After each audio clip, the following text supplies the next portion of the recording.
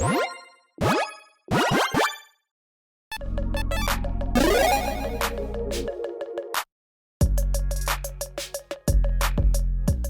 everyone, Mitch coming in for the Commander Score Studio. I just messed up again. I keep doing that. I get too excited as I'm going to the episode, and then my opening line of "Welcome to the Commander Score Studio." It's not the Commander Score Studio, and I hope by making that mistake, I did not lose you as a friend. And you might be using this deck though that I'm gonna show in this episode. Good transition there, right? To lose your own friends. So with all that said, let's talk about how you can lose your friends for just $10. Well, more precisely, $9.54 according to Moxfield. But yeah, lose your friends. And the commander that is going to help us all lose our friends is Malik Izzet Paragon. Now, just this commander by itself will not help you lose your friends. Now, this is one of those commanders where it's like, yeah, it's not a commander where your friends are going to be like, oh no, I'll never play against that one because that's a scary commander that does this or that or this, and oh no, it usually is built in this really oppressive way. Typically not. Typically it's like, yeah, okay, instant sorceries, some fun times. But we're going to get to the maybe not so fun times. Well, fun times for you, not fun times for your friends. After we read this card, a 2/4 weird wizard, very weird, for 4 blue and a red. Play the top card of your library revealed. You may cast instant sorcery spells from the top of your library. Whenever you cast an instant sorcery spell from your library, copy it. You may choose targets for the copy. Here's the thing. So this commander allows us to basically utilize the top of our library as a second hand when it comes to instant sorceries, and the vast majority of cards in this deck that are not lands are instants and sorceries. So basically we've got a lot of ways to run down that list, and maybe some ways to manipulate the top of our library to give us even more chances to utilize fantastic instants and sorceries. And when we do cast those cards off the top of our library, well, we get to copy it, and that means that we get extra value out of that card. And when it comes to extra value, yeah, it's going to be extra oppressive value because we are going to be casting a lot of spells that break a commander taboo, because that's one of the ways that you can lose friends in Commander is by breaking those unspoken, unwritten rules. And one of those rules is, hey bro, don't touch my lands. That's what someone might say to you if they still use the word bro. And like, hey, don't touch my lands. What are you doing? No, this is what we're going to be doing. We're going to be destroying lands. This is not mass land destruction because, well, we aren't utilizing cards, I guess one maybe, that like destroy all the lands out there. But we're going to be utilizing budget cards to destroy individual lands, or maybe up to 2 sometimes too. But with those spells, when we copy them off the top of our library, we get double the value, and we get to destroy twice as many lands. And what kind of really makes this a bit more of a salt-inducing effect, and one that could potentially lose your friends, is that this is targeted. Again, this is targeted. You are going to be casting individual, like Stone Rain type spells that are like, hey, those lands, your lands. Not just like an Armageddon that wipes out everyone's lands. No, our lands are untouched, of course. Also, those 2 other players over there, not targeting them yet. No. I'm dealing with your lands first. So I'm going to lose you first as a friend. So with all that said, let's jump into the deck and teach you how you can lose your friends for, again, $9.54, according to Moxfield, not including shipping, not including base lands, but you might already have those.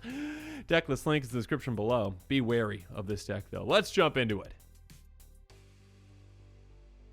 Let's start things off with tack number 1, aptly named Cheap Destruction, because, well, Molten Rain is very cheap. Just 3 mana in total. It's also only 17 cents. Very cheap. Yeah, a lot of these land destruction spells are very, very, very budget friendly because people don't use them, because people typically don't want to lose their friends, but you do apparently. A source for 3 mana, destroy target land. If that land was non-basic, 2 damage to that land's controller. So it's already like, hey, pain and punishment to you. Lose out on a land, lose out on some health too. And again, if it's off the top of your library, that's 2 for the price of 1. Next up, Pillage. Destroy target artifact or land. It can't be regenerated. Not too many effects are going to regenerate lands, but sure. Anyways, destroying. Moving on, Stone Rain. 3 mana again, destroy target land. Yeah, so effective, so efficient. Then we've got Seismic Spike. This one is 4 mana. That being said, it kind of can be free. Source for 4 mana, destroy target land, add red to your mana pool. So again, if you're casting this off the top of your library, it's like, oh, okay, cool. Destroy 2 lands, I get 4 mana, I get my mana back. So what's not to love about that? Well, at least for you, not for your friends that you are losing. Next up, tactic number 2, multiply. let's destroy multiple lands. Dwarven Landslide, we can kick it in 2 in a red. And hey, we sacrifice land. Look, we're punishing ourselves. Sorry about that. Destroy target land. If you pay the kicker cost, destroy another target land. So again, off the top of our library, kicker costs are going to be copied. So hey, destroy 4 lands by doing so. That is massive. Usually that's enough to just decimate an opponent back into the Stone Age, but hey, we've got more ways. Earth Rift, destroy target land. You can also flash it back to do it again. Then there's Flowstone Flood. This one can be quite brutal. Source for 4 mana. Buy back, pay 3 life, discard a card at random. So, hey, we can get this back, and then also destroy target land, so we can just keep doing this again and again and again. What's not to love about that? Well, at least for us, not for our opponents. Next up, Icefall, 4 mana, destroy target artifact or land. We can also recover it for just red. So when a creature dies, we can do that and say, hey, it's back, and their opponent's gonna be like, oh no, and we're gonna be like, yes. Moving on, Rain of Salt, aptly named. Destroy 2 target lands. Again, off the top of the library, this is destroy 4 for 6 mana. Absolutely absurd, and your opponents are gonna be very, very upset.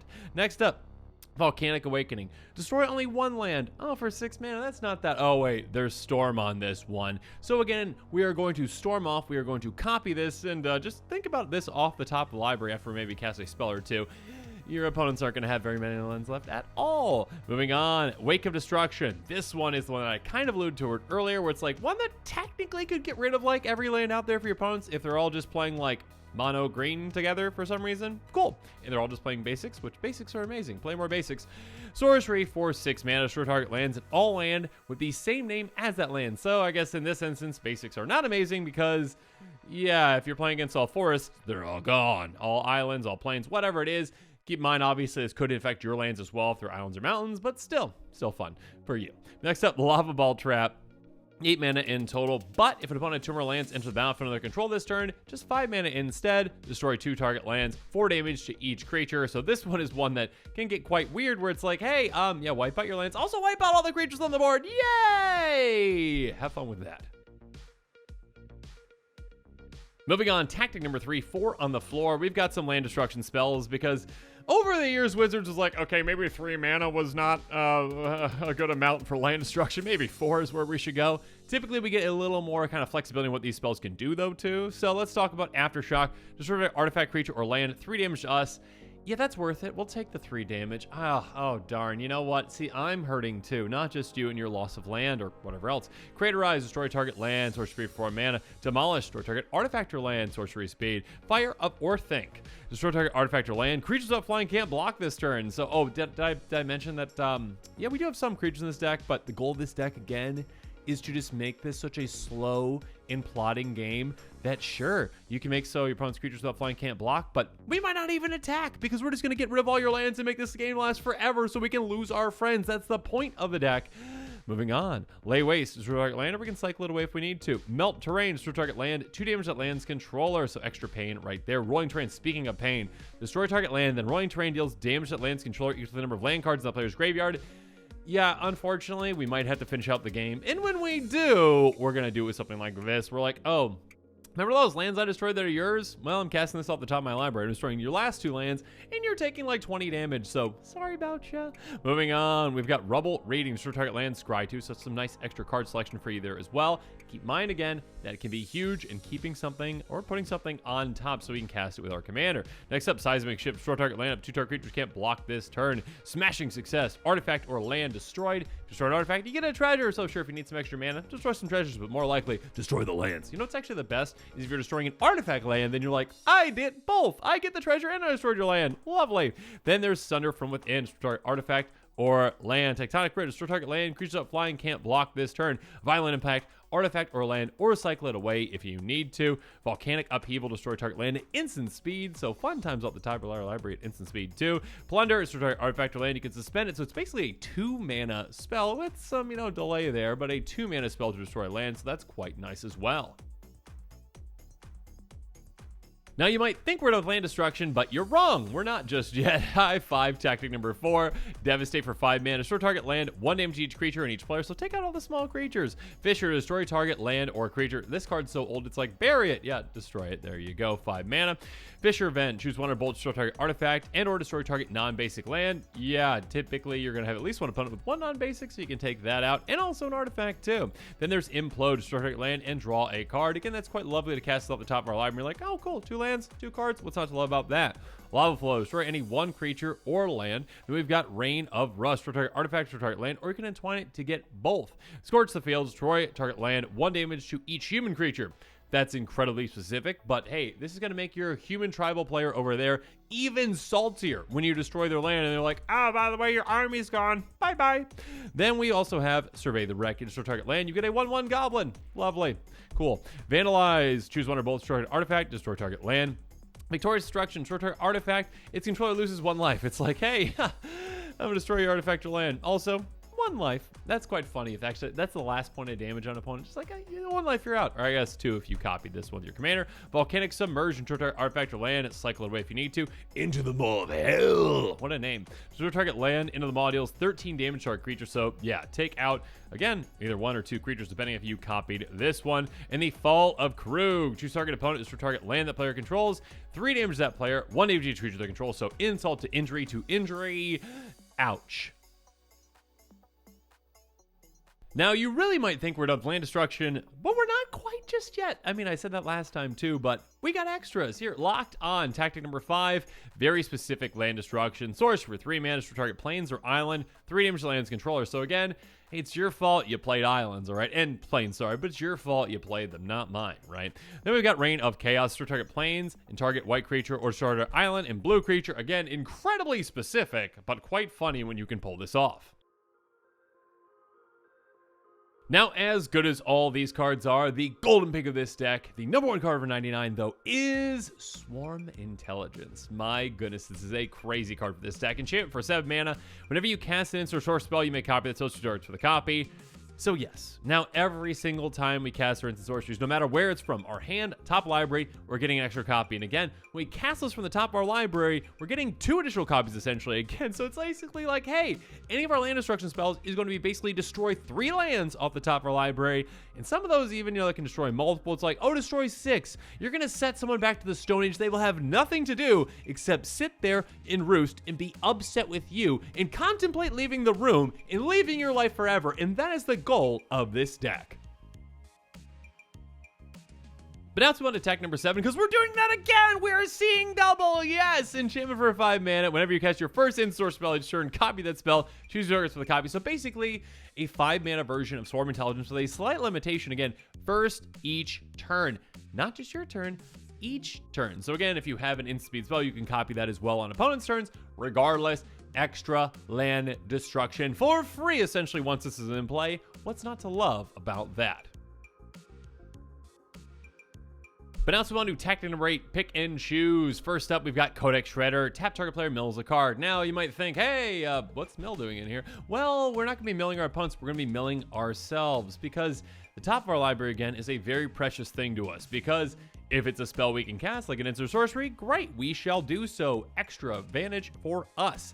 That being said, if it's like something like a land, we're like, not like that. Let's get that off. So we get that off the top of our library, put it into our graveyard. Who cares about that there? What we do care about is having the next card potentially be an instant sorcery. When it is, we basically just drew a card, which is fantastic. We also pay 5 tap and sacrifice to get a card back from our graveyard to our hand if we need it. Moving on, Ghoul Caller's Bell. Tap, everyone joins in on the fun. Let's mill more cards. Lovely. It's actually quite funny with this kind of a deck. I mean, funny in a mean way, I guess. If you're destroying all your opponent's lands and they're like, well, hopefully I draw into a land so I can play this. And then you're like, mill?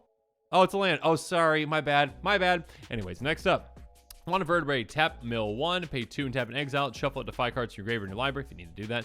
Waterlogged Hulk is next, tap mill a card. You can also craft it with an island if you really want to. It flips over a 4/4 Vigilant with Ascend 8. Yeah, I mean, again, do we really need to finish our opponents off, or are we just going to make them quit Magic forever by destroying all their lands? That's the goal. Chronic Flooding, enchant land. Enchant land comes tapped, its controller mills 3. Here's the thing. You can enchant one of your own lands. You can tap that whenever you need to, and you can mill yourself 3 to get the cards off the top of your library that you don't want. Next up, Grind Clock. Tap, put a charge counter on it. Tap, that player mills equal to the number of charge counters on it. Perpetual Timepiece. Tap, put the top 2 cards of your library in the graveyard, which means mill 2. Also, pay 2, exile it, shuffle any of the target cards from your graveyard in your library when you need to do so. And then finally, Wondrous Crucible. Yes, this is a wondrous card for this deck.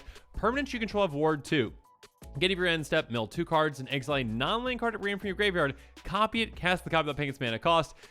your opponents aren't safe even out of our graveyard. We already cast these land destruction spells. They're in our graveyard. We're also getting random ones off the top of our library, essentially, into our graveyard. And we're like, oh, by the way, I'm casting spells with Wondrous Crucible, destroying your lands even more. Goodbye, and goodbye, friendship.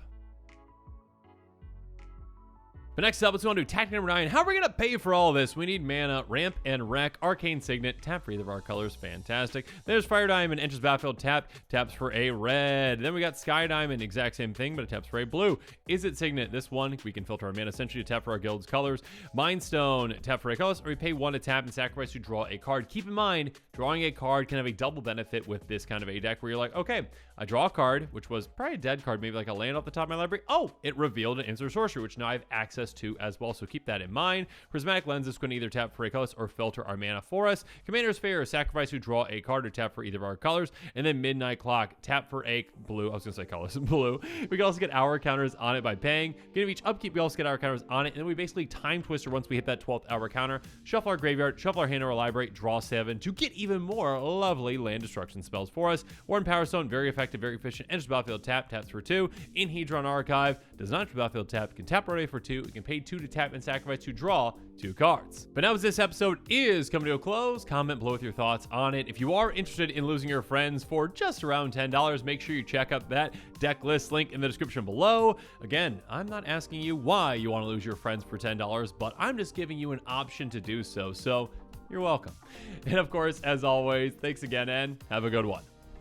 This show and episodes like this one are possible thanks to viewers like you. If you're looking for an easy way to help support this show, make sure that you like, share, and subscribe. Also, hit that bell notification icon so you don't miss any new episodes. You can also go check out our playmats and other merchandise at thecommandersquarters.com. We also have a ton of brand new t-shirt designs in stock, so make sure you check out those as well. Another easy way to support this show is with our TCG Player affiliate links. So whether you're buying a deck or individual cards, you can use this general link right here or one in the description. And the final way that you can support this show is by supporting us directly by becoming a patron. There are many benefits to being a patron, and I truly couldn't do this without all of their support.